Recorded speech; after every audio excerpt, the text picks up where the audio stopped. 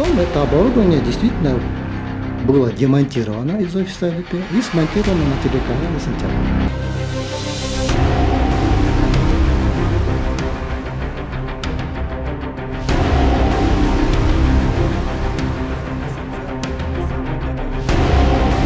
Бүгүндө эгемендүү болуп калган «Сентябрь» телеканалын эптеп оозун жабуу, колдорунан келсе «Сентябрь» телеканалын жабууга болгон гана аракет болуп эсептелет.